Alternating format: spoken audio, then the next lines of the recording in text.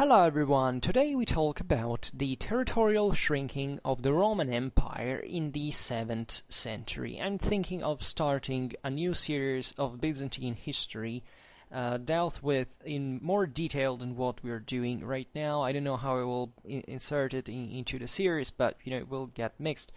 And this video is not part of it yet, but it still wants to be maybe an introduction to certain problems that we address when talking about these historical period. Starting banally from the definition of Byzantine that, as you know, it's very controversial in itself, but it really depends on how much you want it to be controversial. I should make a huge video before starting the new series explaining effectively what specific weight it has in 2020 to use terms like Byzantine Empire, Roman Empire, Eastern Roman Empire, etc.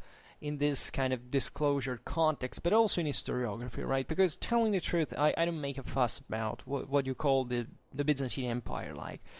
To me, I prefer Byzantine in general, if anything, for the sake of practicality, right? You may think it's maybe not fair, but there are many ethical matters. That is, look at our languages wherever we come from and see how many times we completely distort or reinvent or use, for example, national names of peoples, right? This is normal, and this is even in whichever language really you're using.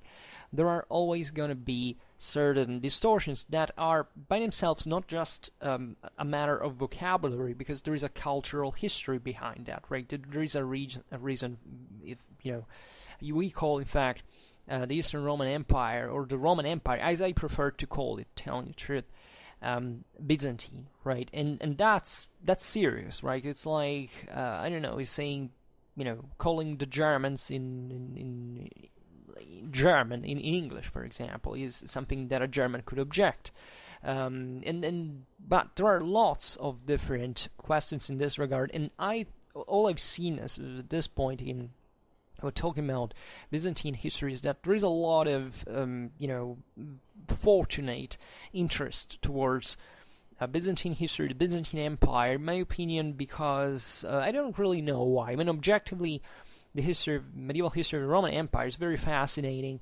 It probably also happens because it involves so many peoples, right? Both in Europe and in Africa and Asia, especially, that somewhat participate to the history of this great polity, and that rightfully see in it, even and project on it, and at this point, maybe less fortunately, certain modern perceptions or ideologies or whatever, both in a negative or positive sense, right? And they don't render justice maybe to the historical reality in the way it's been, historiographically at this point assessed, right? Even if there are ambiguities in that too, right? So you see that the range of problems here, but I think that the term in itself is not just, it's obviously not an official name, right? Everybody who has at least an elementary knowledge about Byzantine history, I think, smiles when hears this criticism, as if a person using this term automatically didn't know that this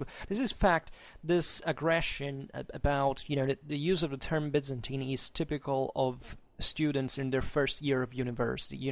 That's where the young kids get exalted about the fact of discovering that there was this world out there, and confirming their ignorance about it. And when you grow old a little bit, at least, it doesn't take much, just a couple of years, you don't find using the term Byzantine anymore. Many people get obsessed about these things, but I think historically speaking, if you really have sound historical interest and intelligence, you actually think that problems like these are actually quite idiotic. I've found a lot of about Byzantine history, it's kind of the most common, but there are many other definitions. Just recently I heard a guy that said that calling the Sultanate of Rome and not the Sultanate of Rome is mixing English with Arab, and that seemingly he didn't like that because there's a political will behind that. And incidentally, it was the same guy who kept using the term Byzantine for the Roman Empire, which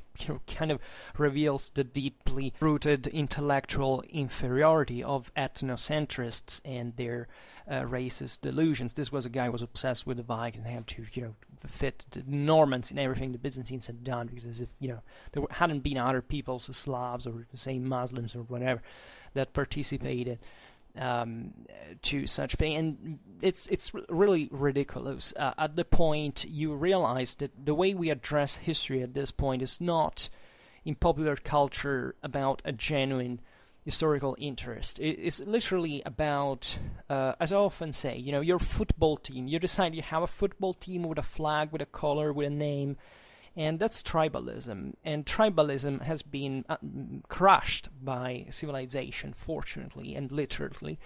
And when you get this a regression to anachronistic and primitivistic actually models that I don't know where they're going to lead, honestly, and they just reflect the fact that in our societies, even the most affluent ones, the most advanced, we have a very thick chunk of the population that is radically ignorant, and we have to deal with that. I mean, people were seriously underschooled and have serious problems, and don't get the beauty and pleasure of history proper, that is the research in it, right, and need to weaponize this for whichever political agenda they see fit, right? We all do it in some margin, so I'm not the hypocrite who is coming here saying, I don't have any political prejudice. We all have, right? We all have, even if we don't.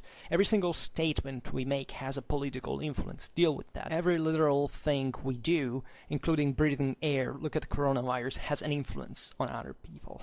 And therefore we can't be immune by that, but there is one way, or at least assessing the fact that there are major mistakes, wrong assessments that we make all the time because of vicious stupidity, and I can't find a better term to do that. Stupidity to me is knowing that you're underestimating your intelligence and persevering with it, right?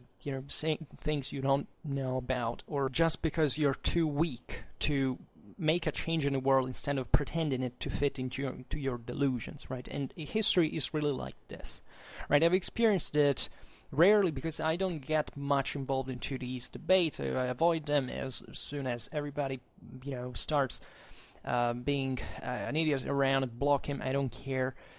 Because I think also other people shouldn't be exposed to such delusions. I mean, if there is something healthy about history, let's just invest in that, and let's not waste time about other things, for which I excuse myself also for this digression.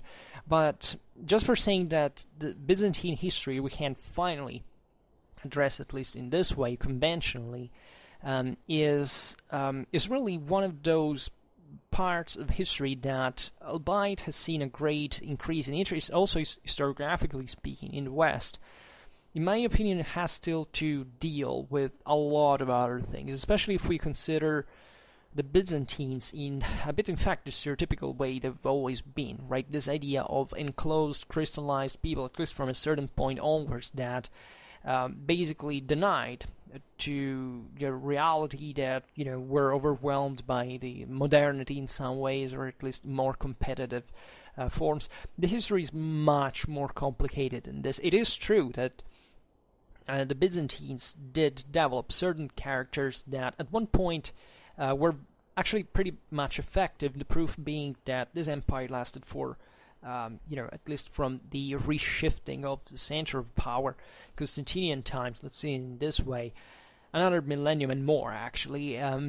But it is true that that formula at one point, especially when it's very successful, and it has proven to achieve so much, resisting to terrible invasions and pressure and difficulties of all sort, actually makes the subjects and the general political institutional culture believe that you are right whatever you do, and that yes, you can open to certain ideas, but still your own are the best ones, right? And this is the really the double-edged sword of intellectual superiority, right? There is a great fault in intellectual superiority. It's intellectual superiority in itself, right? From one side, it can make you achieve a lot, because in political military affairs, that's really probably one of the single most important things. But on the other hand, it can trick you into making you feel to be always right, to be always good from right. So even also when we talk about history, we should be able to, put on the table at least all the evidence that we have, and is starting to look at it from several perspectives, not to increase moral relativism. On the contrary, to give the specific, kind of a, more certain and firm and sound assessment. And I would say Byzantinistics is doing this pretty well. I mean, I'm not an expert in Byzantine history, but as far as I've studied and read, we are in a very good time, historically speaking, for trust in historiography than it's ever been, right? So, I mean, study from books, right? My videos are definitely, I hope they can be thought-provoking. I think, maybe not entertaining evidently, but I suspect, but still capable maybe of getting people curious about these topics. And just know that there is a universe world out of here that is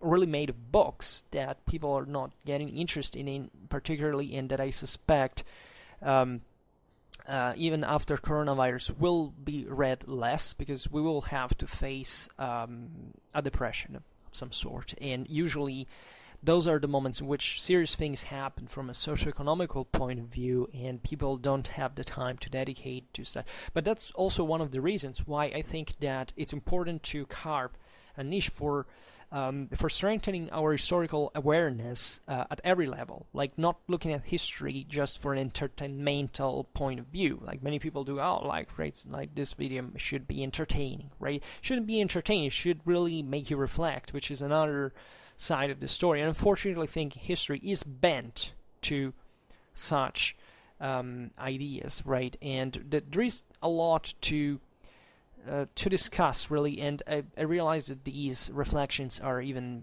not necessary at this point, but I talk about this because today I would like to concentrate, in fact, on a moment of great transformation, but at the same time of consolidation in Byzantine history, which is, in fact, the 7th century, which is, by the way, let's say, the darkest hour, let's say, for several reasons. Like, it was a moment in which objectively the empire risked to be wiped out, and I'm not kidding here.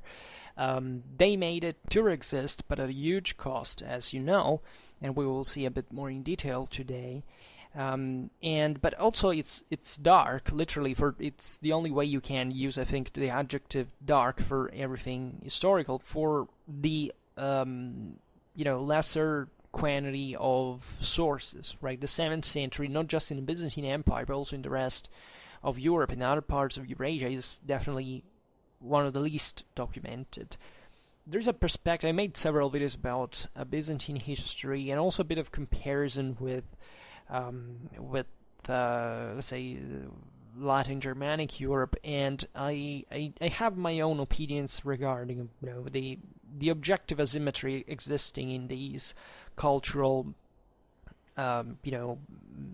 identities in some ways, and I stress differences sometimes, but objectively, if you look at the history of Europe and the Byzantine Empire and even the Islamic world, you see that throughout all the Middle Ages, they seem to have actually a pretty homogeneous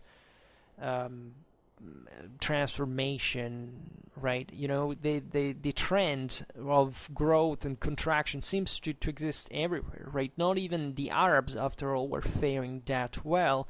There were many during this time, right? There were many problems concerning, say, government of the territories that were created. I mean, this idea of the Islamic tide that invested the Mediterranean and Europe is also to be observed from, in fact, the Muslim side as a moment of substantial destabilization. Like, it went well for the very first moments of the expansion, but on the long run, Islam basically compromised the political unity of the Near East, of the Middle East. I mean, as long as, previous empires had been there had been a real center of power, multiple centers of power, but fundamentally were just, usually two empires. Look at Rome and Persia. With Islam, a lot changes, but this was happening though also in Europe, right? So once again, we were not talking specifically about this today, but just realizing that even in terms of how to interpret these phases, we should be careful, and we should be open to the idea that these systems, first of all, were always in contact with one another, right? So we can't sometimes even distinguish clearly who's who here, right? There is this narrative that stresses the fate of the empire is tied to its territory. This is at least what Guy said, right? And if you have followed me for some time, you know how much I despise geopolitical approaches to history, right? I think geopolitics, first of all, does not exist by any standard, and whoever uses it simply doesn't know what it means. Therefore, and secondly, actually, you can look surely at the geographical dimension to explain a lot of things, right? Historical geography is dramatically important. If you think you can't study history without geography, change job. It's not for you. But indeed, you can't think that geography is the main factor of everything, right? It's not true, right? It's a factor that gets blended in. So if you take it away, everything changes, but not in a decisive matter. The decisive matters are politics and society, and war together with it, because that's just a tool of politics, as we've seen. But I would like today to look at even the geographical perspective more in detail, because I think it has it really has an important role, a very important role, and it couldn't be otherwise, right? Nobody denies its importance. It's just we have to realize that we have to look at geography in here, because political and social matters took a particular turn that made geography acquiring a new import, and this empire simply acquiring a new dimension on a spatial level. So that's to be understood. So what today we observe is the territorial redefinition that began then with the conquests of the Arabs, the Slavs, and the Bulgars, right? And starting from this time, historians usually say, well, we can't split it into subsequent phases that have to do effectively with the meaningful changes of the extension of the empire. There's the first phase of the 8th and 9th century. It was a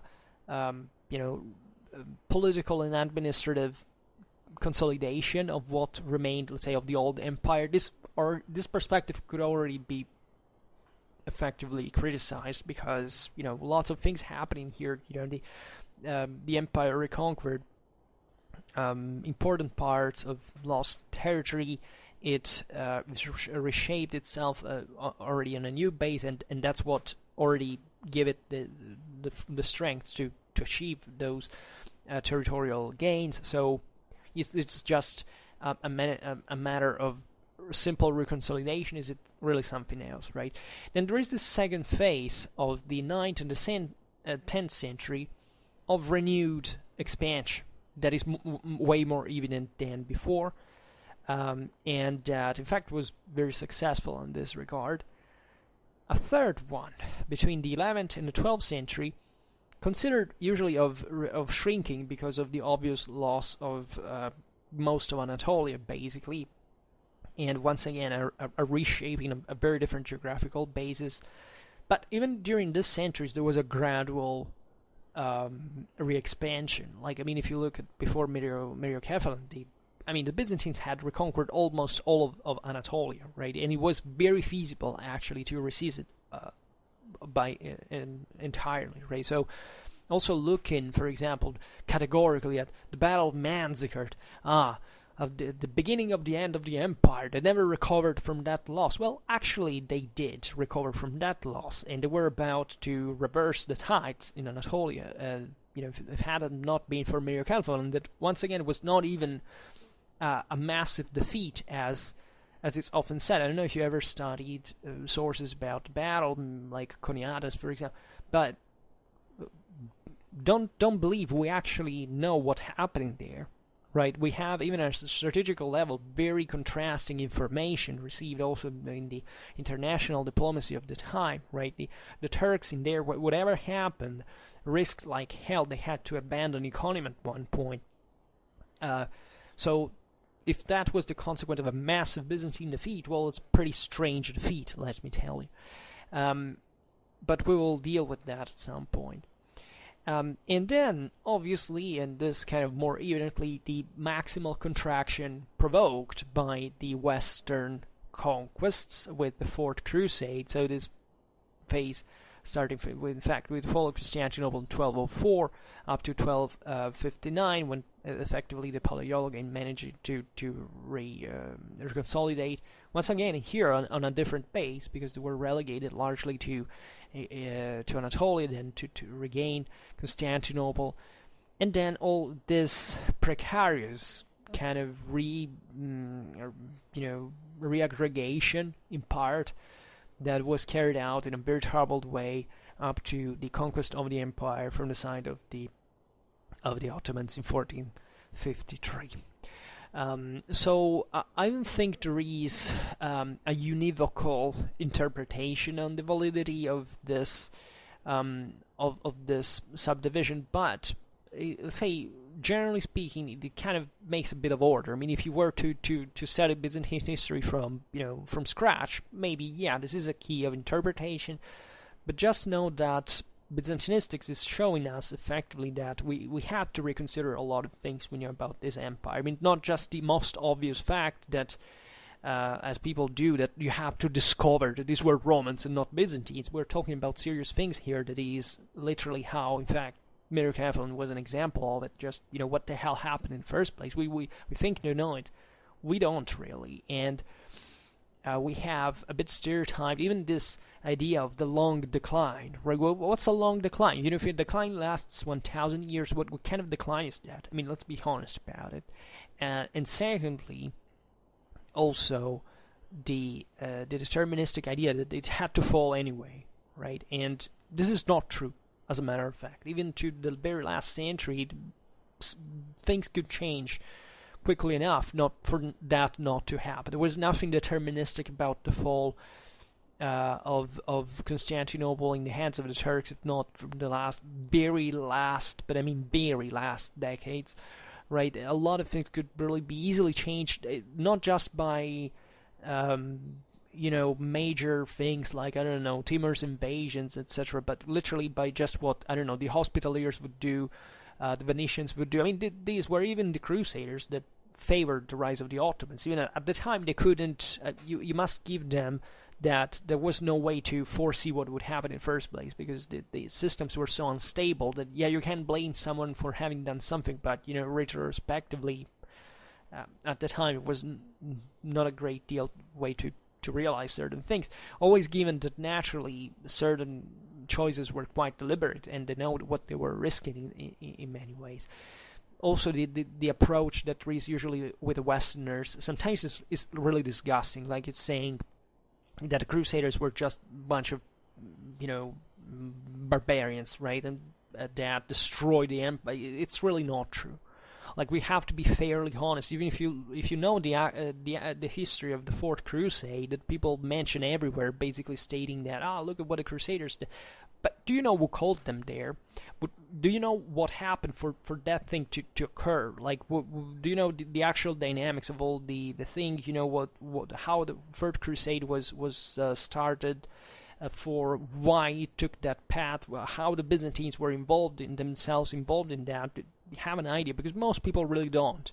It's, once again, it's always the thing of the football team, like, these guys have that little flag, so they did this, it's all their fault, they're bad. I mean, this is not studying history, right? History cannot be studied like this. It doesn't make sense. In universities, this is not how it's taught. You wouldn't pass a normal exam on these topics if you were to come prepared like that to it. So, having stated this, let's talk a little bit more in detail about this. As a matter of fact, the Arabs, the Slavs, and the Bulgars that were quite different populations, right? They really came from very different backgrounds, but also had in common this quite important role in their relations with the empire.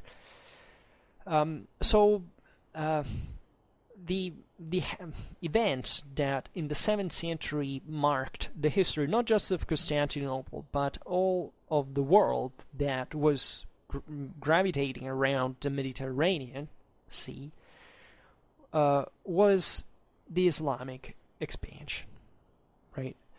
That in very short times was extended from the Arabian Peninsula to the coastal countries of the Near East, of North Africa, and from the first decade of the 8th century, the Iberian Peninsula. Right. So this first picture is very, very important because you have to understand where, also in order to understand the transformation of the Roman Empire in this period, you must understand where it came from, right? And we often give it a bit for granted that at this point these guys were already, Easterners in some ways, right? It was, in fact, the Eastern Roman Empire, and the West was something else. Well, yes. But what we don't consider, it's true by a certain degree, but what is often not considered as a perspective is that I tried to stress a lot in my videos about the migration era in the Romano-Germanic kingdoms is how much, right, maybe not at the very,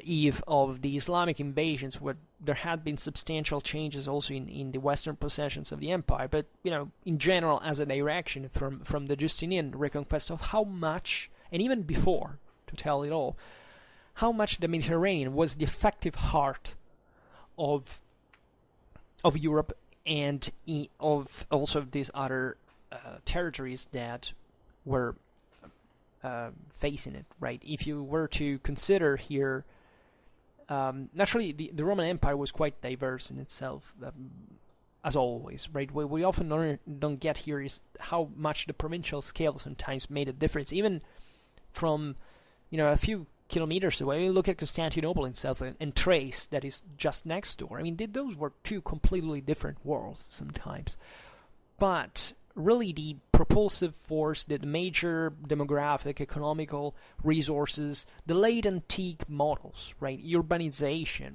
sea trade, that had continued, that had remained over time, in spite of the contraction of late Roman times, were around the Mediterranean. And the Justinian reconquest had been aimed exactly at regaining these rich territories.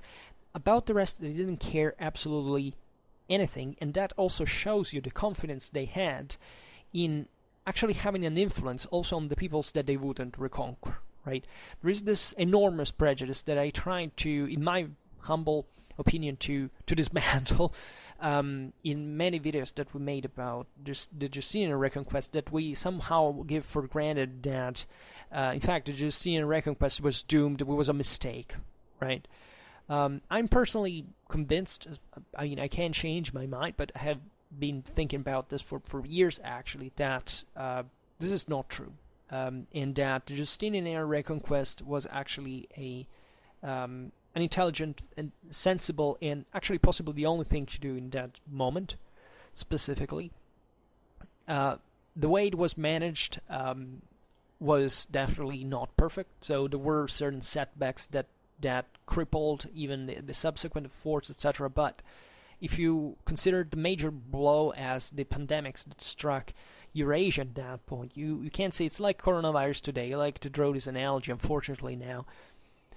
Was our politics prepared to anything like that? And today we actually knew we had 3 epidemics outbreak exactly in the same way since the year 2000. At the time, they didn't understand a freaking damn anything about modern medicine, about epidemiology, nothing, right? So pretending to see in the failure, the Justinian era reconquest, this enormous mistake of having done it in the first place is also, it's very naive, to tell it all, right? It's also very arrogant, in my opinion, towards the idea that people at the time did something that today we would be better at than them, right? Because we know so much about how it was, right? I bet you were born there to say so.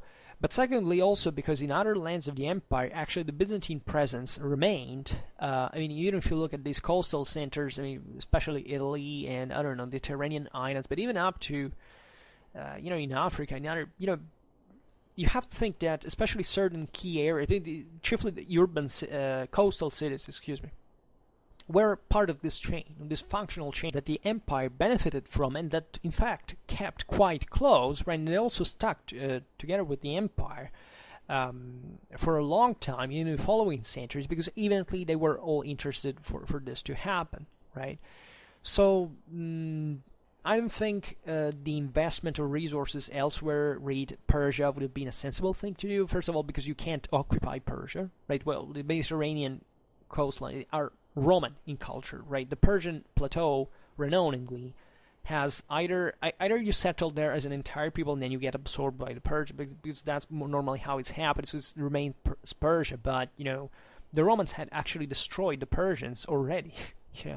How many times the Romans actually destroyed the Persians? It happened multiple times, and those came back once again. And that's tied to the very peculiar nature of Persia, that was not a centralized bureaucratic state with a permanent army like the Roman one, right? They tried to do that, especially successfully in part towards the latter period of the Sasanian dynasty in Mesopotamia, exactly in those areas of military civilization that could sustain such a system. But the bulk of Persian power remained Persia, the Persian plateau, the Iranian plateau.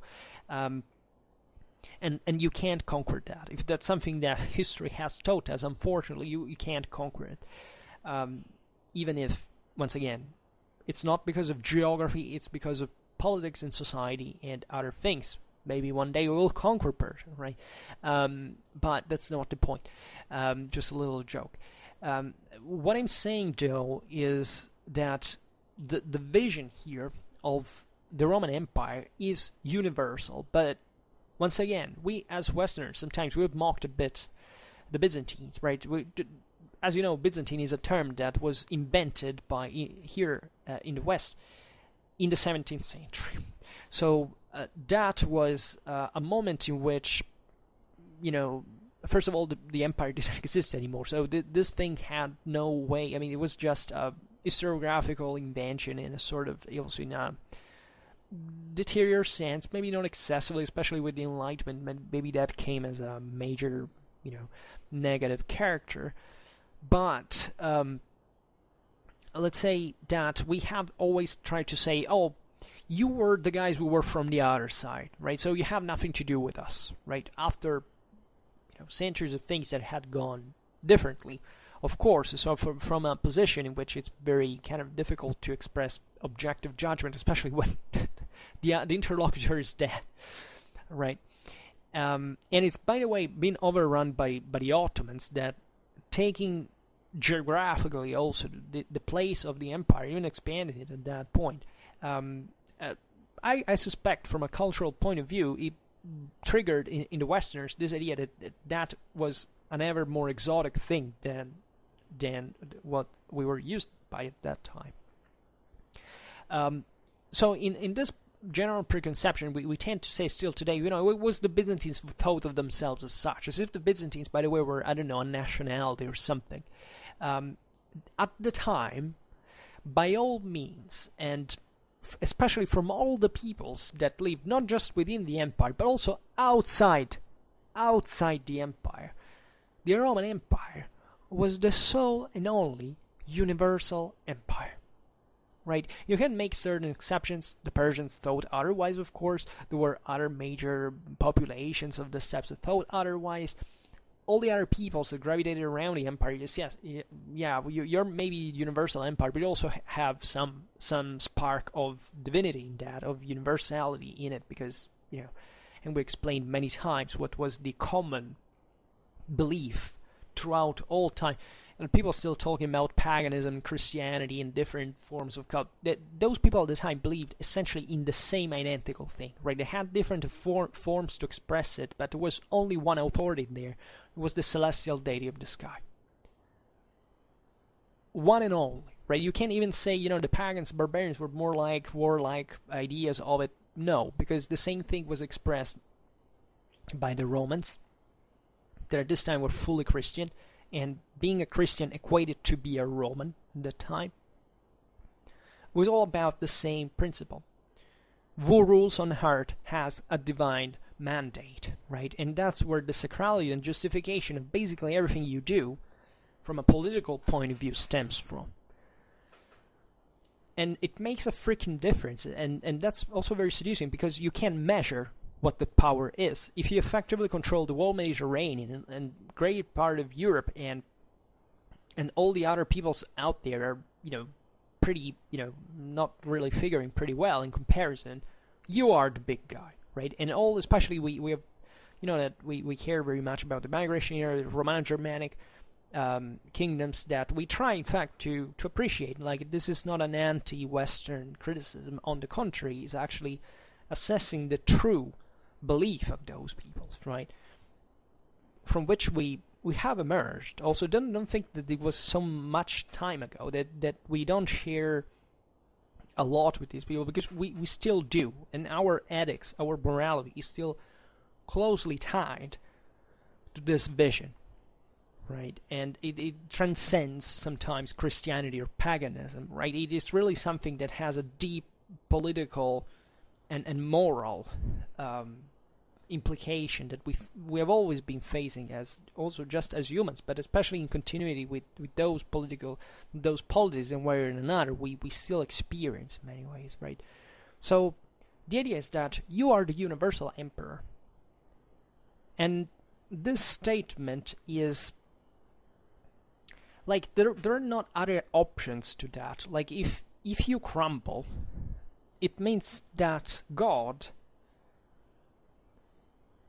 is not from your side, right? Or better, or surely the Byzantines didn't think that God had, forsaken them when they were overrun by the Muslims, but they definitely saw in the divine will definitely a plan that was, however, tied to the worthiness also of the rulers, of their behavior, and of the sins of the people in general, their virtues as well. So this big collapse we're talking about, it won in a very few years, like Syria, Mesopotamia, Armenia first, then Egypt, and the other African provinces are lost, right? This happens literally in a very, very few years, right? It started in 633, where the southern frontiers of Palestine, and then in February 634, an imperial detachment was defeated. Then Heraclius sent other troops, and in July there was this battle at Agnadine on the road between Gaza and Jerusalem that saw the defeat of the Byzantines once again, right?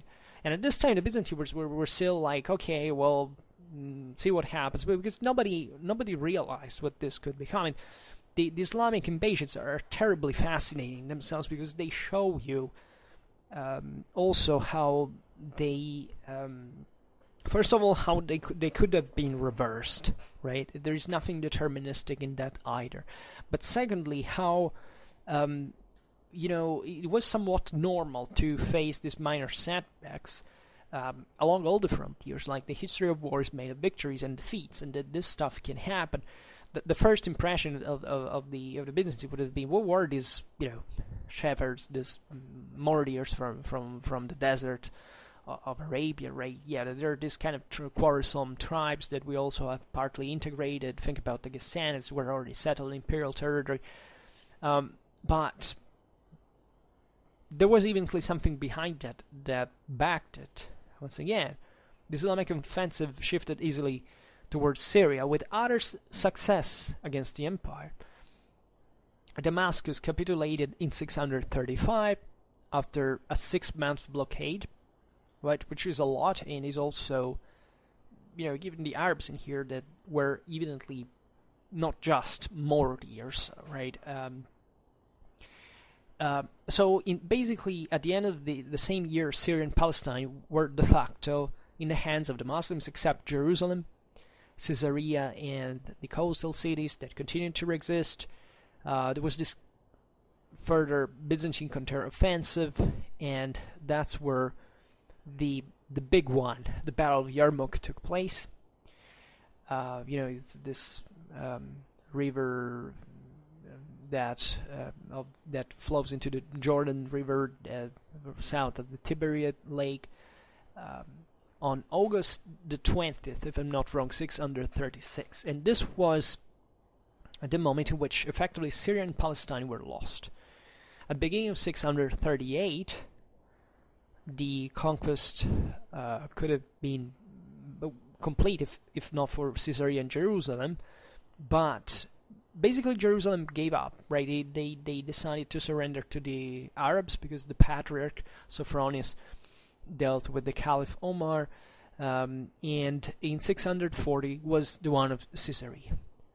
So here you have literally these, in 7 years, these regions are lost. And you have Armenia, actually, but there is first Mesopotamia that was also, former Persian territory, was conquered between 639, 641. Then Armenia in 640. The fact Armenia was very difficult to seize in some ways, but at least it was taken away from the imperial control by the Arabs. Then there was Egypt that occurred in 639, and in 604 were two expeditions, and there was just a few resistance, with just one clash against the Byzantines, and then the Arabs moved towards Alexandria. So here you look at the speed in which this happened in parallel. Literally, once again, in 8 years, all this major chunk of the Near East is lost. And you can't explain this like it was just military, right? It's obvious that you can't think about the fanatism of Islamic fighters, the exhaustion of imperial forces after the conflict with Persia, and the hostility towards the central government of the monophysitic populations that favored the invaders. This is all true, right? But it's nevertheless,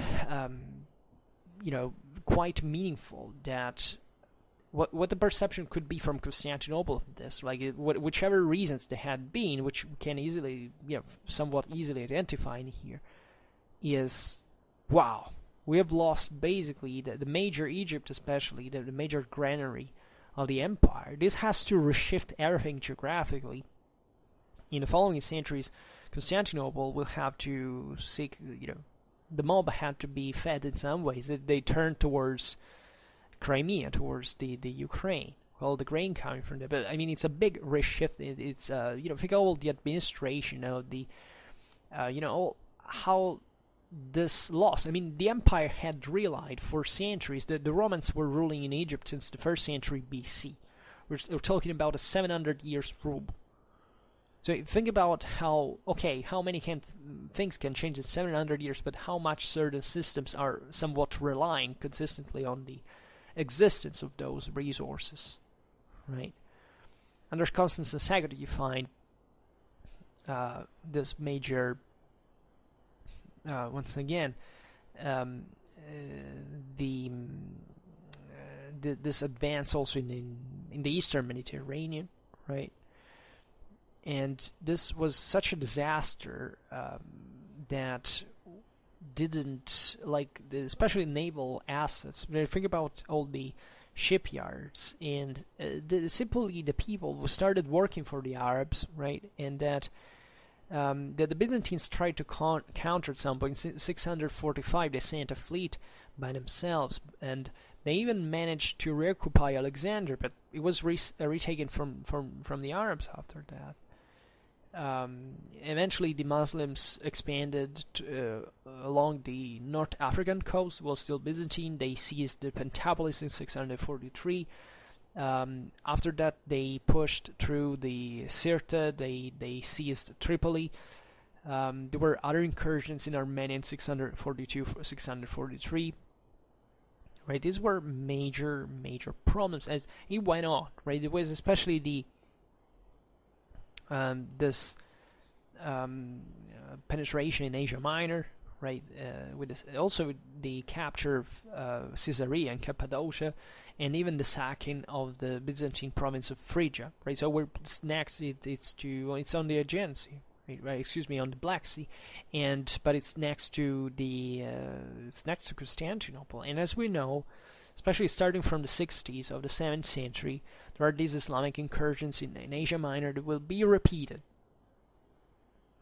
periodically, and representing for Constantinople this constantly incumbent threat, and also militarized, effectively disrupting part of also the local economy, right? Anatolia underwent substantial changes that becoming a frontier land, especially in the eastern part, and that's why eventually the Byzantines will transform it in a kind of a military asset, as long as they manage to retake parts from it. But there is the famous siege of Constantinople, 678 or 674, we don't know precisely, but the major siege that came through also naval force. This is very important to consider for what we were saying before about the maritime power of the Arabs. Now that they had built an efficient fleet and being backed by the cooperation of the local coastal populations that they had right away subjugated, and through which they had, by the way, launched military actions against the islands of Cyprus, Crete, and Rhodes that were gradually occupied.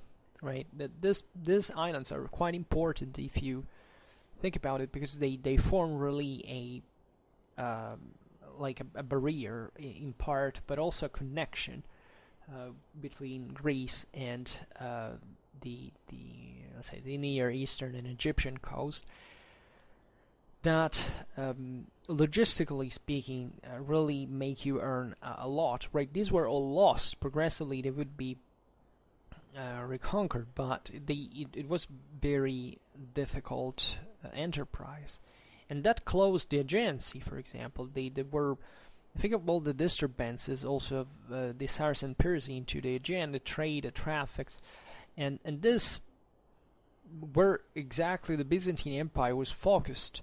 This exchange between the coastal areas that represented effectively the main reason why the empire stuck together in many ways, because this was seen clearly with even with the loss of Anatolia later on in the 11th century, that those cities that didn't have a connection with other lands controlled by the empire, in that case between across Anatolia, well, they would try to autonomize themselves. They wouldn't stick. They would route towards either other sea trade routes or other lands, and the empire would face, today we don't talk about it, but even the administrative reorganization of the empire that was necessary at one point with the themes and the thematic system had its pros but also its cons, right? It was a provincialization of a territorialization of local command, and there was sometimes great difficulty at one point even to raise an army, so much that by the 9th century the empire had to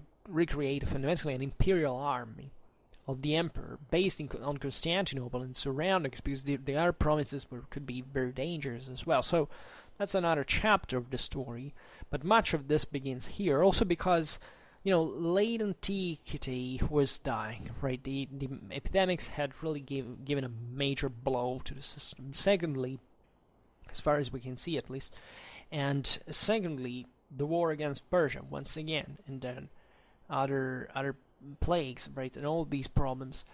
The late antique formula basically collapsed, as it was collapsing in those years, effectively also in what had remained in other areas. Also, Western Europe had been occupied by Germanic peoples that had, however, integrated successfully the Romanized elites, co-optated them.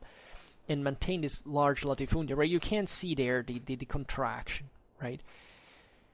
And this period, so what did this entail? Well, it entailed that if you, it's fairly easy. You can have a more centralized control if you have, paradoxically, greater chunks scattered around that you can, first of all, control, hopefully in some ways, like senators normally owned land far away.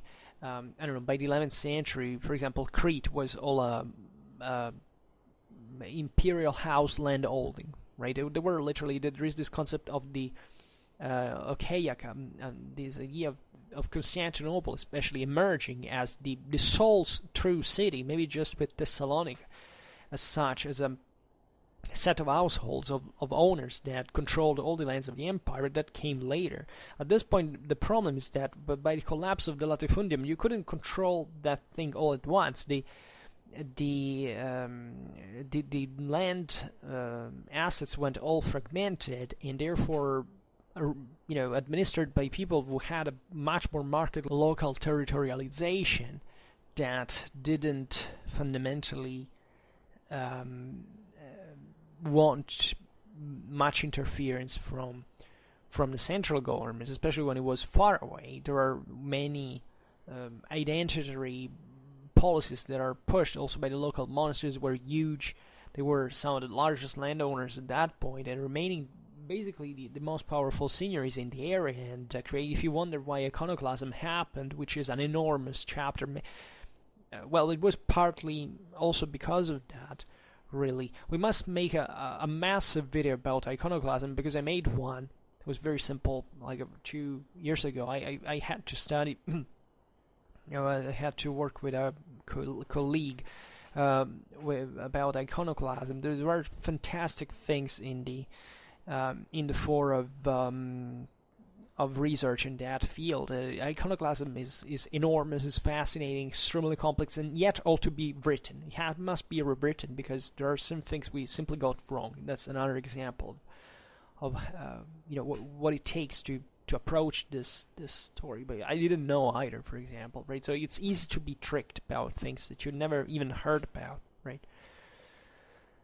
And yeah, that's where the Arabs, thanks to this new maritime dimension they acquired, attacked Constantinople itself, that, however, having its defenses well concentrated, repelled the enemy.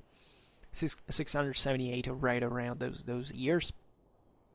Now, we have to observe in this regard, there had been other peoples that had attacked Constantinople. I mean, the Persians had done it, the Avars with the Slavs had done it. There would be other peoples that went on with this, and there are many reasons why Constantinople, first of all, managed to exist, but also that's what it had been built for, right? The Theodosian walls had, as you know, made their job all the time. But it's not just that. You don't defend a city just with walls, right? This is a kind of mechanicistic and technologistic idea. A reason for which we have to criticize even the thing about the so-called Greek fire was actually called liquid fire at the time, that the chronicles of about the siege of the same years attribute to basically a decisive role in defeating the Arab fleet. Right now, the liquid fire was this mixture of oil, quicklime, pitch, sulfur, saltpeter, and phosphorus. Likely, we don't know the exact composition. It was regarded by the Byzantines themselves as a quite important asset. So all the barbarians wanted to copy them, etc. I haven't dug specifically into the literature about this topic, but also because we know very few about it. But I've been somewhat skeptical about the fact that the Byzantines were the only ones that used this stuff. Aside from the fact that these weapons were used since classical Greece, and also other peoples used them, that the oil the Byzantines needed, now at this point was in Muslim land, right? It was the wells in Mesopotamia. But aside from that, it's the explanation that Greek fire now is the solution to all problems. That would be to make a powerful digression about why I think it's not the case. But let's put it in this way. One is the technologistic approach that paradoxically we have as Westerners still, thanks to the Greeks and passing through the Byzantines and this kind of Hellenic mentality, especially Hellenistic mentality, actually, that is is obsessed, and positively in some regards, telling the truth, for technology, and the idea that if this discovered that's a super weapon, the thing that really you have and others don't, that you can treasure, is you will win all the time, right? And this is an attitude that was developed, especially there was a bit of a Hellenic character in it, because the Greeks thought objectively to be kind of something else compared to all others, and they were actually true. They were right about it. But at the point, they would think they were the only ones out there, and they had a kind of an exclusivistic attitude, even towards not like the Romans. Think about politically speaking, the Romans would give their citizenship, the Greeks wouldn't, and that's the way the Romans had an empire. Was the Greeks hadn't. The Hellenistics had, right, starting with Alexander, his successors, etc. In those kingdoms, it was definitely a massive technological development that owed much also to pre-existing civilizations, and that was implemented thanks to the major resources that these empires or kingdoms had, and that's where basically most of this technological research would be carried out. Now, when we look at usually Hellenistic technology, we remain in saying, look at what these guys did. They even discovered steam engine and everything. Why didn't they apply that? It was those brute Romans that didn't care about science. They destroyed everything, and we didn't have industrial revolution in the 3rd century BC. Well, no. Seriously, no. First of all, those inventions were things that, in fact, remained ideally in the concept, like even the Arabs used them, because also of the Hellenistic legacy, etc.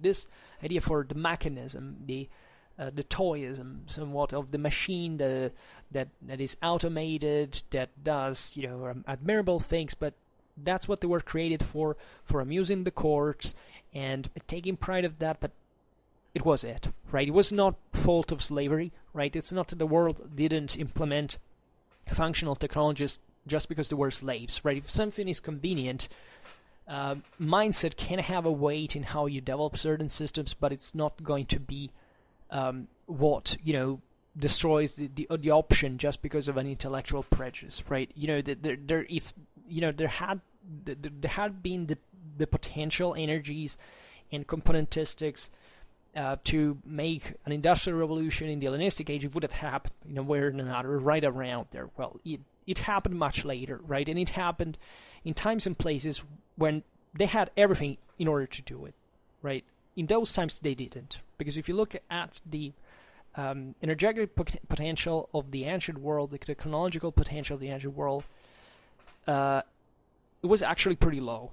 Right, they didn't have enough concentration of resources in a few hands to implement systematically, structurally such technologies. They didn't have the components. They didn't have the materials. They didn't have hell. They didn't have the reasons and the benefit from that. If you had implemented, steam engine in the Roman Empire, you would have done the great leap forward of Mao Zedong in communist China, killing 60 million people by starvation because they were obliging them to make ovens of iron in a peasant society, right? It doesn't work, believe me. But there is this idea, that the special machinery, that the engine will solve the problem. When we look at the Romans, we think, these guys conquered the world because they had technology. No, the Romans didn't conquer the world because they had technology. They had it because they had a politics and a society that were structured in a certain way, right? Technology is not the answer. Technology is never the answer, right? Especially without doctrine, especially without the need to implement doctrine and the the actual potential. It gets down really to an economical thing sometimes, but even if it's about mindset, it's tied to what effectively works. If you can't take the Greeks as the scientists that invented the inconceivable that would have led everybody to the moon. They had been left in their own thing that continued, by the way, also under the Romans in some measure in the Hellenistic world. You have to really look at the Romans, that were the guys who thought only at one thing. Is something practical? I will use it. Is it impractical? I will not use it. And that's the Romans, in this sense, are the fact checker of technological effectiveness in the ancient world. They took what worked and they used it to support a military system that already worked pretty well without that. And that's it. And that's more or less what all the other peoples in the world did, even the most advanced. If you look at China, they were doing the same things in many ways, maybe in different characters, given different, in fact, political and social models, but it's not that they would have solved the problem. Secondly, other peoples, even in the Middle Ages, made use of things like Greek fire. Right? It's not a big deal, really. You know, whichever the combination was, you can still use inflammable weapons in an effective way, and it was done. Right? It was done. It was done even in China. It was done in other places, including the Muslim ones. So even this thing that the barbarians didn't know the right mixture, etc. Yeah, I mean, at a certain level, it is true. If this mixture was the product of thousands of years of wisdom, of naturalistic observations, etc., it was surely working, right? But let's not think that it was a super weapon through which the Byzantines mastered the warfare at the time, because it's an insult actually to the real efficiency of the Byzantine army, right? From a doctrinal, let's say anachronistically speaking, point of view. And things that in fact are regularly skipped because they are long and complex to learn, and that the people want to explain just because they had Greek fire, they had flamethrowers at the time, right? Now this thing was effective. Don't get me wrong. It set on fire contact with water. It was used especially in naval battles, partly also in sieges. Was launched over enemy ships by certain siphons that were placed at the prow of the Byzantine ships, right, and everything. And we know very few how it worked in the first place, how it was actually thrown. We know almost nothing. Yeah, there are those manuscripts that show you like kind of arm weapons, like small flamethrowers that were used in sieges. Yeah, surely existed. But if you look at it, how it was employed, first of all, it was a freaking dangerous thing, because your ships are made of the same freaking material the enemy ships are done. You need wind from your side, currents from your side. It could work pretty well in places like the Bosphorus, where it's a kind of a closed sea, and the Byzantines knew all the winds and this stuff, but it's quite a risky thing. Secondly, I mean, it's a bit mechanicistic to pretend you set on fire the whole enemy fleet just because, right? It can go well, it can cause that problem if you're lucky, right? But once again, don't think that in every single battle the Byzantines used that stuff. We made a video actually specifically about Byzantine naval tactics. You can go check that out in Byzantine Warfare, which we explained this at length and in detail, and doesn't seem liquid fire was actually a huge deal. Not even in siege warfare. Once there was a guy who thought, why didn't, this was the explanation, just to make you understand why, technologistic and modernistic prejudices, like, why in 453 the Constantinople fell, didn't they have the Greek the flamethrowers, right? Couldn't they place them in front of the bridges and reject the enemy assaults, right? According to me, they had forgotten how it was done, and in fact it was not used. Proves that, first of all, it was used. Secondly, this is not like a freaking modern flamethrower, and I don't know if you realize that, but not even flamethrowers today are used in a way that can't stop. I mean, if you attack someone with a flamethrower versus even a person equipped with a crossbow, according to you, which is the most functional thing in certain contexts, right? flamethrowers cost a freaking lot. This liquid fire is not something you can find everywhere. It's a free. In order to be effective against a unit of troops, you have to place it. It has to have a major. Properly, it has to have a major volume of fire. We don't even know how it was resupplied, how much it costed to build the ammo. In 1453 was much more convenient to invest in an arquebus, or even still a crossbow, than in a weapon like that. Secondly, how do you think it works? Like, you can't place this thing in every single breach and to stop every assault everywhere of an army of thousands, tens of thousands of men that bombard you with cannons. Like, what's wrong with you? I mean, I seriously received such observations, like, on how. Because why? Because people are obsessed about the liquid fire, right? The thing that solved any magical problem. Right? This thing was usually a naval weapon because it was better for that, but it didn't quite work necessarily like that. Secondly, you can use incendiary stuff, even for stuff that what's the point of liquid fire? That it sticks to all the various ropes and wood, but there are other things that set stuff on fire in that regard. Whichever this mixture was, that it's pretty easy once you know what are the properties of these substances to create something similar, right? And if you want to burn someone's sails, you can easily do it even with catapults or other stuff like that, right? It's and we know that this stuff was used, right, even by other peoples. So this magic power and a secret weapon, if you really look more closely in military history, was not really much. And we want to give credit to the chronicles. So the Siege of Constantinople 678, fine, but just know that if you were to read them, you realize how vague and kind of simplistic they are. Like, it's not that they explain you how it happened, that we know effectively that how the Byzantines employed it, and that this was surely the decisive factor, because everybody can decide that, even people who wrote centuries later, as if they were there today to see it. But most of these people didn't even look at battles sometimes. But just for saying how even this stereotype, but why I'm talking so much about this, well, the reason being chiefly that when you concentrate so much on these technologies, you're kind of neglecting all what, first of all, in the first place, allowed their employment, right? If you think that a single weapon is basically decisive at this point, you have simply no idea what military history is at the time. This stuff was all about combined arms. It was not a single weapon that was useful for everything. Never, but not even today, right? The enemies are not stupid. The enemies are, the more fight with you, the more they're likely to do whatever you do in the same way.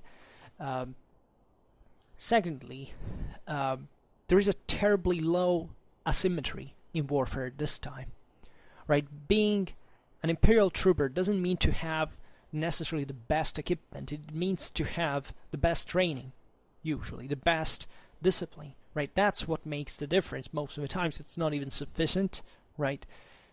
But still, it's not the special weapon that saves your back, right, in a battle.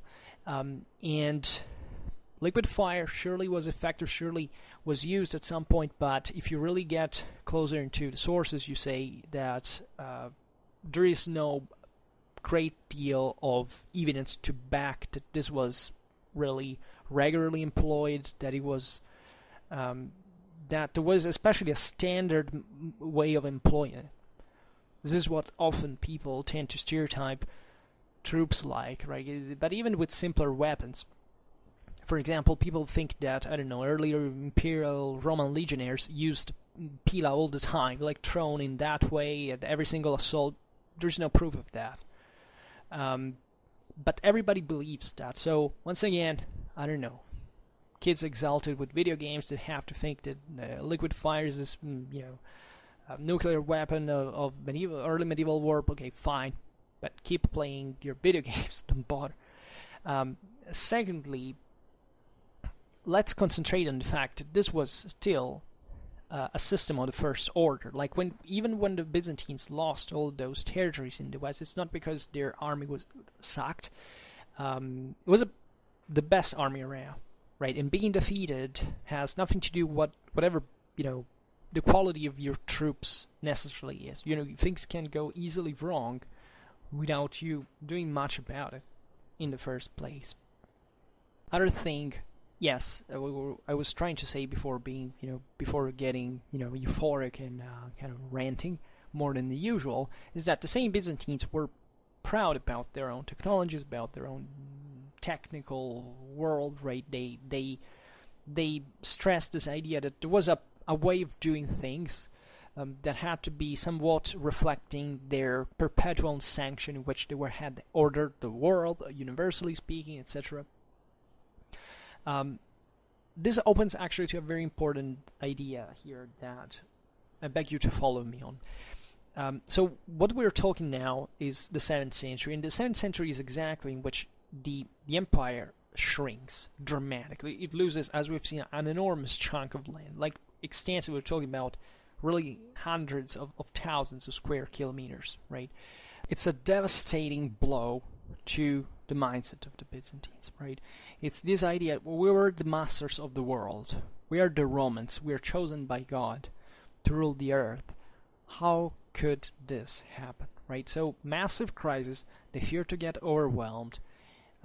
They pull it off. They manage to remain here in a kind of more compact space, right? The geographical dimension here is important, right? The waters of the Bosphorus are in fact an ideal hub for the persistency of a naval power, for this massive fortified city built on it. From one side you have the Black Sea, and another part you have the Aegean Sea. You control the coastal lines that are lands of ancient urbanization. They're solid bulwarks. They're easily supportable, at least via sea. You have the armed forces to do that. You have this compactness, like you have cities from one side the other. So even for the enemy, it gets strategically difficult to get in through here. But you have to reshape everything from scratch now. And the idea is that we made it, right? So the Byzantines made it, and they had from one side this burning wound, like saying, these heathens, they have stolen the Roman land. We have to recover it in the name of God. All this idea. These guys were of different religions. They were fighting against not Christianity itself, but the idea that they had to conquer the world in their own way. The Muslims developed immediately this idea of the Dar al-Islam, that is a universal ideal space, right, on their own. So the Byzantines, from one side, draw these major moral forces from their empire. They managed to stem the Islamic advance, but at the same time they developed this Byzantinism, I would say, proper, that we can identify like this, in the idea that there is basically a core of this empire from a cultural, political, religious point of view that is the winning one, and that therefore is sacred, and therefore can't be touched, and therefore is the only thing that maintaining you alive at that point. Therefore nobody's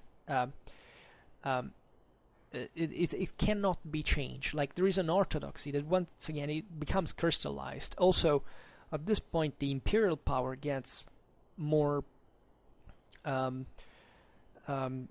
autocratic over time. Like it's also a military necessity. You need to have more concentrated power here for dealing with military affairs. It's an emergency situation, so the state gets in certain areas, especially around in Constantinople, it gets stronger in some ways. It needs to be so in order to survive.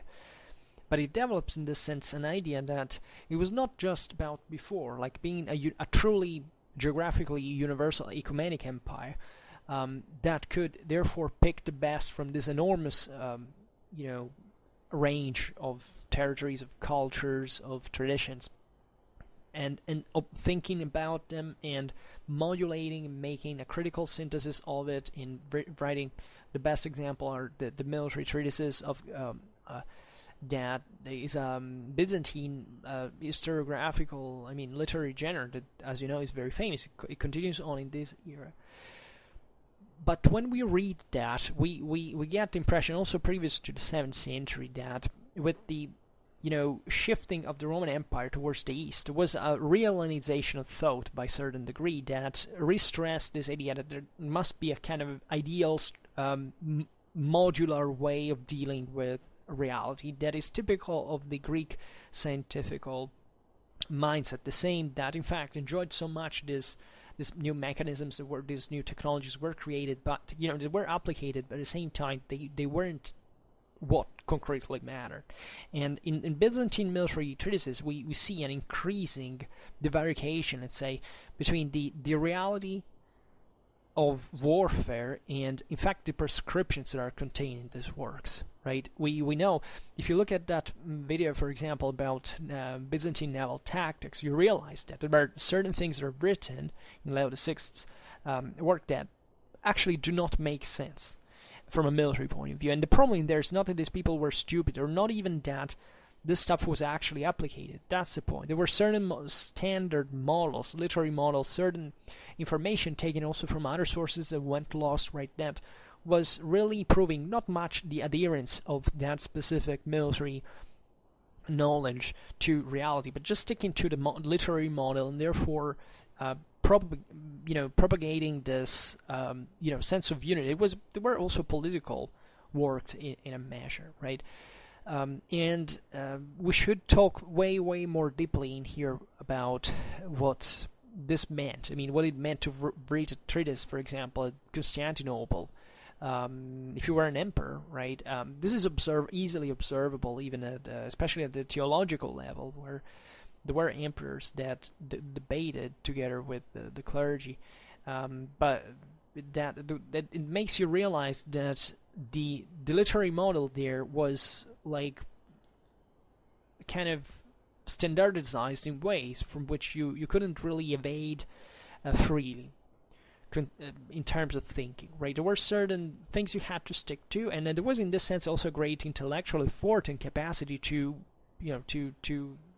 go past certain impediments, but at the same time remaining in that mindset. That's maybe at this time in the 7th century, that not that the Romans lose actually that mental flexibility. They will never fully lose it. This is how I see it. But there is definitely an enclosing of this world within itself. Naturally, from a geographical point of view, you can easily see that. So this doesn't mean, once again, that this thought was worse or was not fitting at the time. It's actually pretty functional in its way, but it has lost the perspective on other traditions, right? And it's increasingly more self-referential.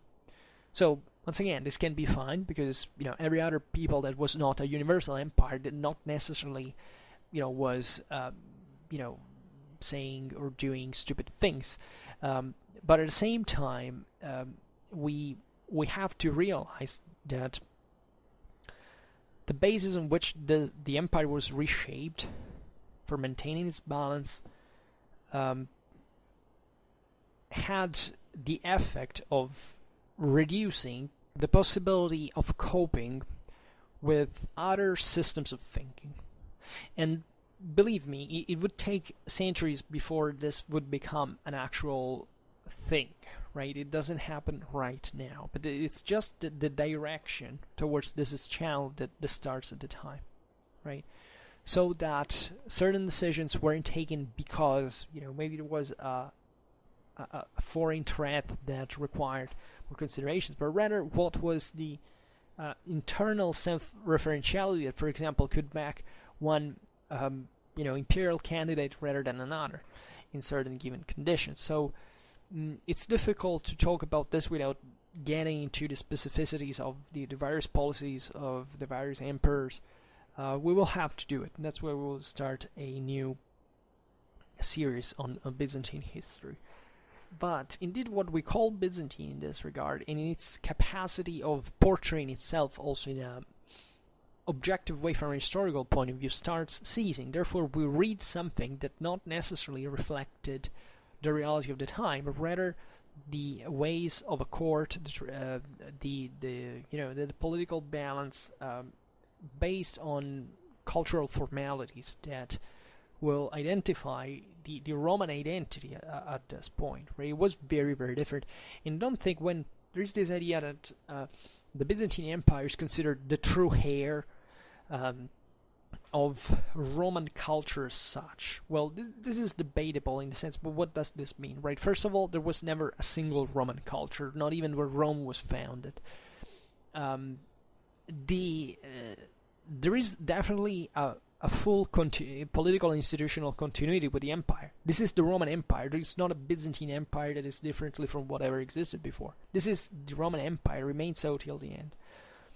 The point, though, that we somewhat overlook is that there were other cultures that had been part of Rome and that, could be easily identified in Rome itself. In the papacy, for example, also other lands that had been, part of Rome, but that now were taking another path, another direction.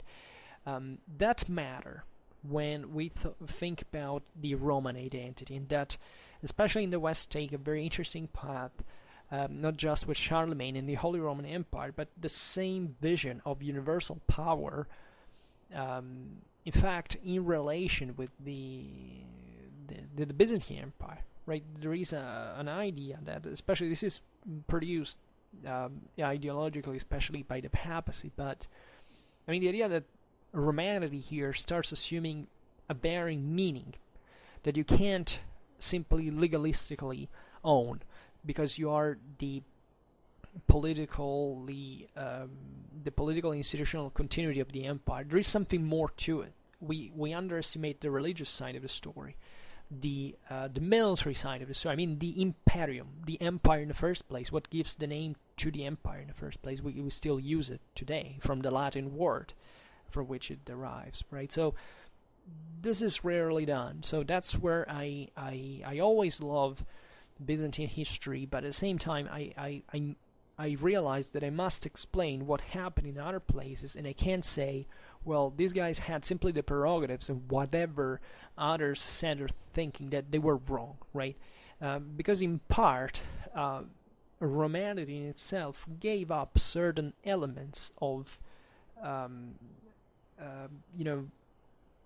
originality and of original capacity that must be taken into account when looking at Byzantine history. And the 7th century is very particularly so. It's very, very particularly so. So I would like to finish talking about these other populations that gave definitely some trouble to the Byzantines in the Balkans. So first of all, we're talking about the Slavs. We made a couple of videos about the Slavic migrations.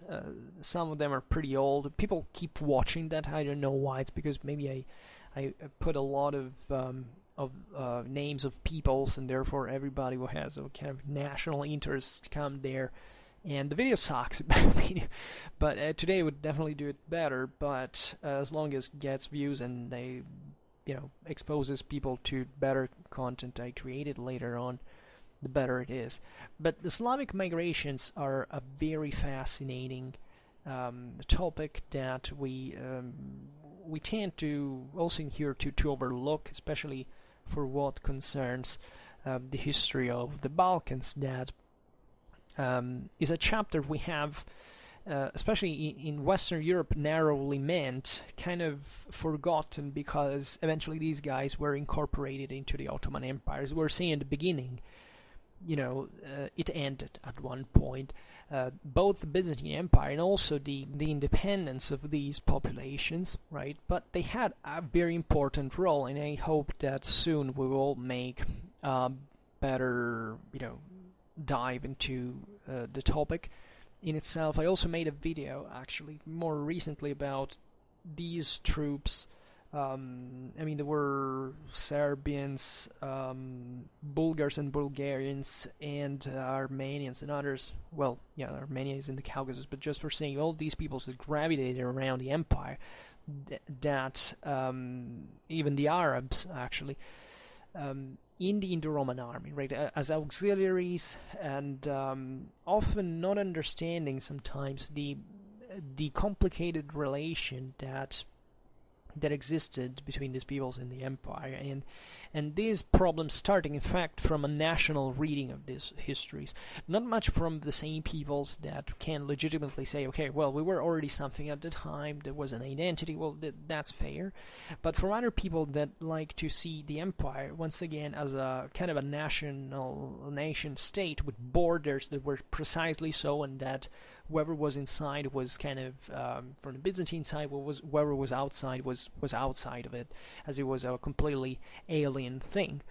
Well, it wasn't the case, especially in the Balkan frontier, where during the 7th century you can see very, very interesting thing.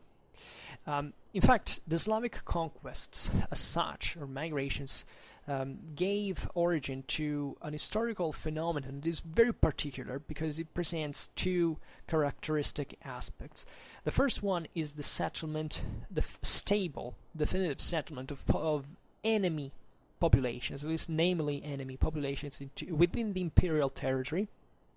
Right, it can be, vaguely compared to what the Longobards, for example, were doing, because the Longobards in Italy scattered all throughout the peninsula, but at least they created a kingdom, so they were actually a precise political and institutional entity, even if lots of them actually joined the Byzantines. Especially in the first moments where the kingdom had yet to be founded, they were a definite polity that you can't ignore. Well, this Slavicization of the Balkanic Peninsula is something different, right? With basically the autochthonous populations were assimilated by the Slavs, or they also retired among the most inaccessible mountains, or on the coasts and in the isles. So you have a sort of double wave here that also changes the same Byzantine character, because as we've seen, the actual government of the empire stayed within the coasts. This is what you can find a lot of continuity since the ancient world in this geographical dimension, right? The idea that the Greek colonization was mostly about the coasts, that the interland was of a different nature, of different ethnicity, a different tongue, right? Where it was definitely a very important material and cultural influence. If you look at the Balkans, right, even peoples that had existed like the Dacians, since had been exposed to massively to Hellenic material culture since the ancient world, eventually when Dacia was conquered by the Romans. So there was a Romanization of the Balkans that, especially towards the late Roman Empire, was declining, right? The Balkans weren't really a very happy place to live. Just Mysia was pretty agricultural fertile, but let's say the Danubian frontier up to Germany wasn't actually very, very hospitable. It remained mostly a militarized frontier, the Balkans being exposed also to these waves of peoples from the steppes, so much that even the Thracians inhabiting the west bank of the Danube were basically almost not really a horse-riding people, but they had a quite massive influence from the steppes.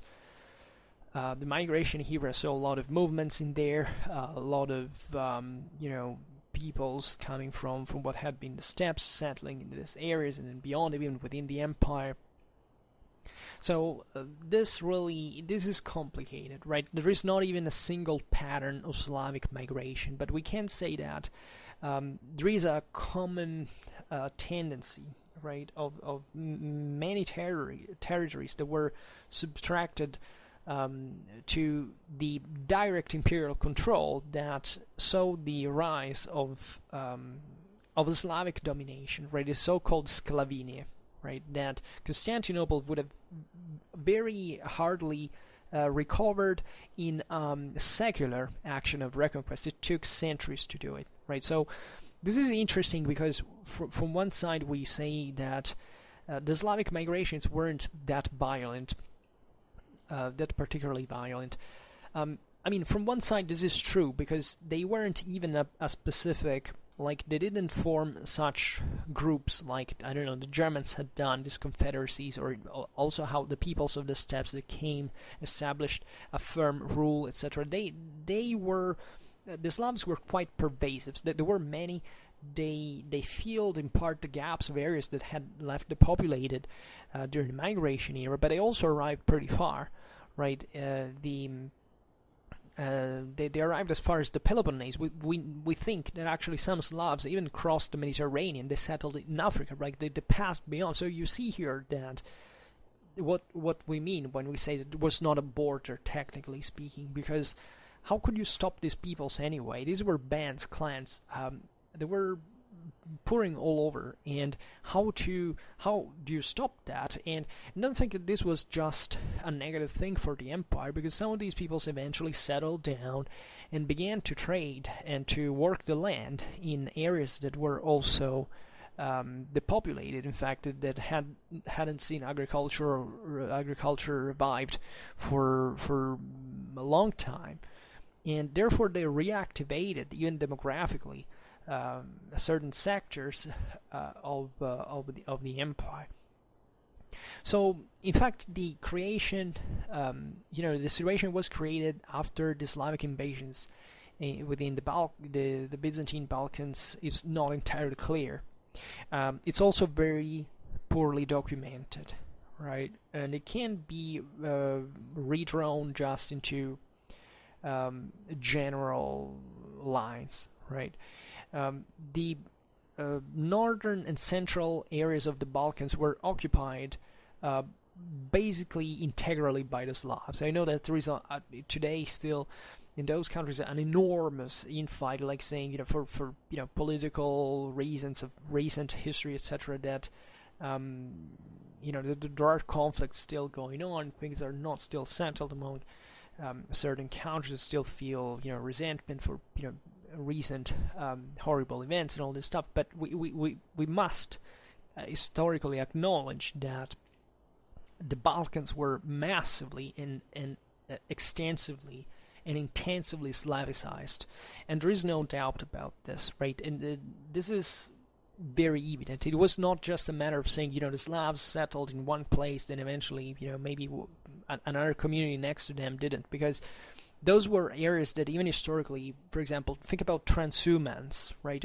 This continuous movement. These peoples remained semi-nomadic in part, right? Through farming chattels. They moved and they kept moving, and they didn't have a stable pole of aggregation. Like geographically speaking, they tended to stick in certain valleys, in certain areas that could even defend them, but there was a deep and heavy blending of all those pre-existing populations with these new ones coming from essentially Central and Eastern Europe, from the north and here. In this picture, what the Byzantines do is that they manage to maintain, through their authorities, the coastal cities of the Adriatic and the Black Seas, and also Thessalonica, that had been threatened also by the Avars, together with the Slavs. Considered that the Avars here were settled in Pannonian Basin, and they were therefore bordering the empire, but they came to threaten the same Constantinople at some time, and they've been called recently by some scholar shepherds of peoples, because objectively these peoples of the steppes brought alongside with them lots of other communities, and in fact the Slavs in part actually followed these horse-riding peoples that had subjugated them, but also for settling in areas that would remain for centuries. And that relation is very, very interesting in terms of also in terms of Slavic warfare. That was a very, very important event, because it actually conferred the Slavs certain characteristics that that would have a weight in the military history of the following centuries. But so what you have to imagine is if these dots of the Byzantine coasts, right, and the major cities, including St. Constantinople, surrounded by Slavs or Slavicized areas, let's say better, right? It's not the local inhabitants have disappeared, but of entire areas where you can't extend effectively an iron fist because it's too wide, right? And there is no referent here. Like, we don't know much about the relation between Constantinople and the Slavs, chiefly because there wasn't a major Slavic power that, left in Byzantine history, diplomatic records, right, and trace of itself. It was a very complicated situation, and it was a kind of nightmare for the Byzantines in this regard, who instead had traditionally tried to compact certain populations, especially the Germanic ones, when they had met them, so that they could have that king as a referent, point of reference, and simply knowing that the other clans wouldn't trespass the borders. So with the Slavs, this was largely impossible to do.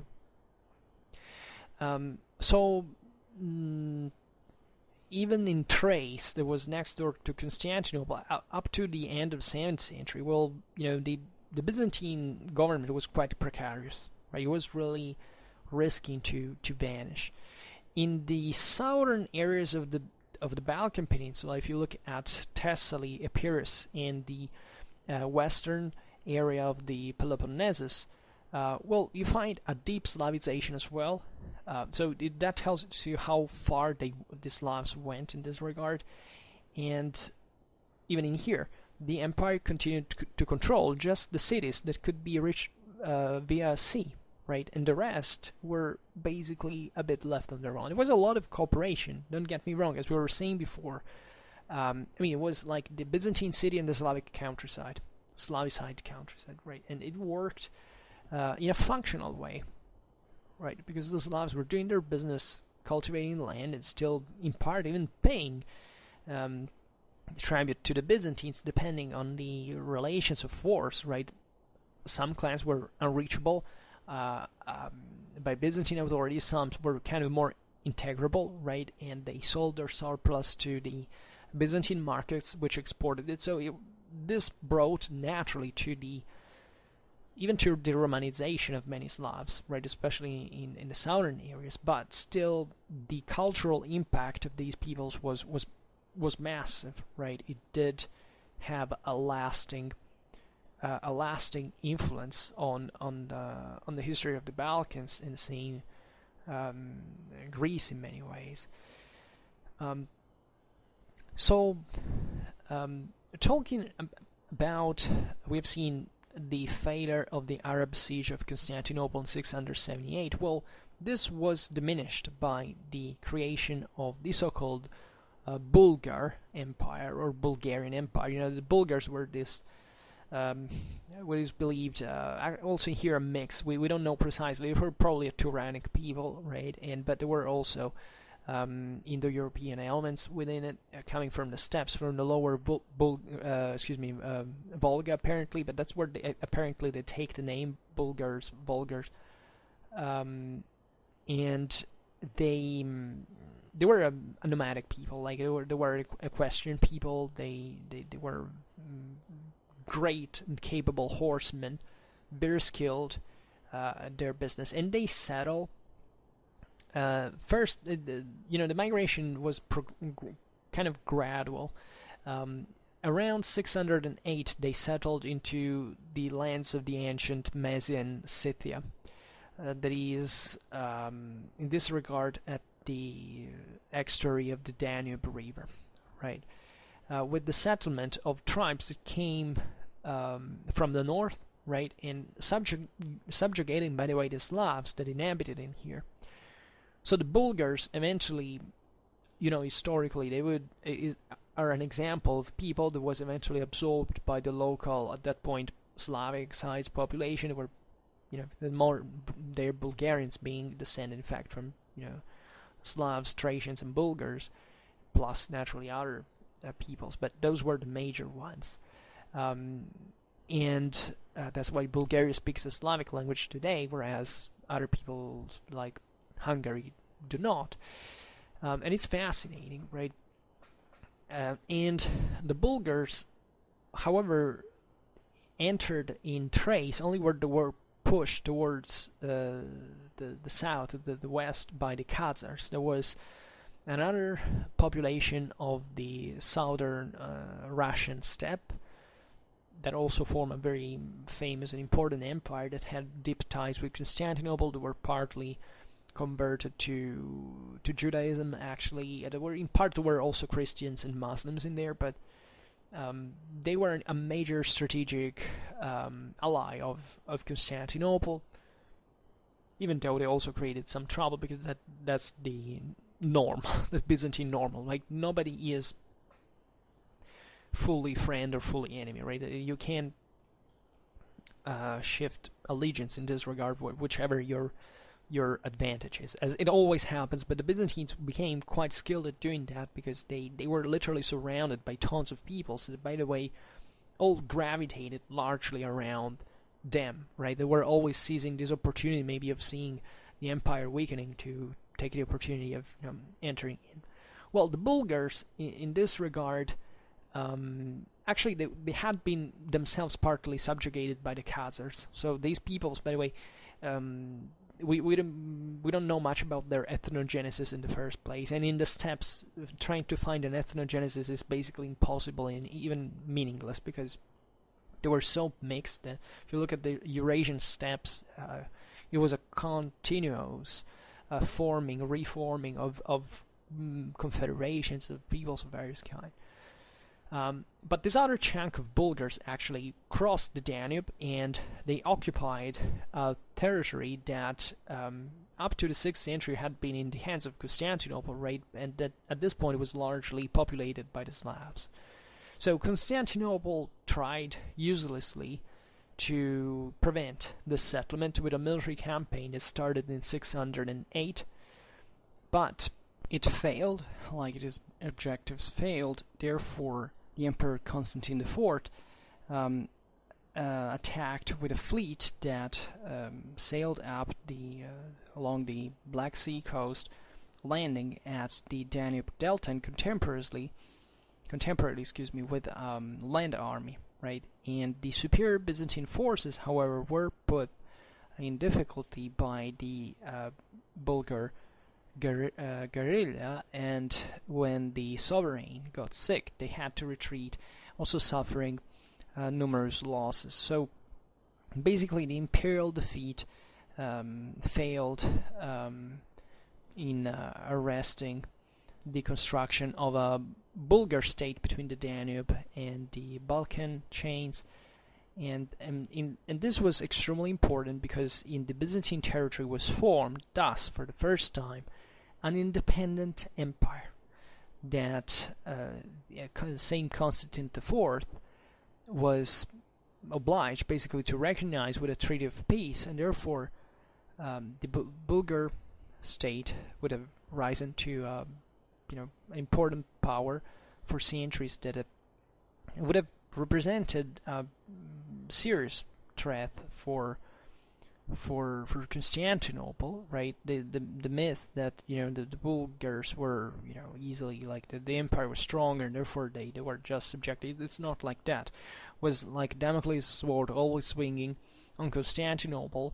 The Bulgars, by the way, were in this sense Romanized in part, so they actually adopted a big deal of the same Byzantine imperial models, and they also developed into eventually a sedentary civilization. They had a powerful army. They had siege engines. Look at that video on the Byzantine auxiliaries. You will find interesting information there regarding to the Bulgar military culture at this point, right? And the Bulgars therefore created a territorial dominion that, by the way, encompassed the Slavic populations that, as we will see, will Slavicize in turn the conquerors. But for now, all these clans were to pay basically a tribute to the Bulgars, and with whom they would have eventually blended to one unique people, Slavic Bulgar one. And this all happened, by the way, in moments that were still troubled for the empire.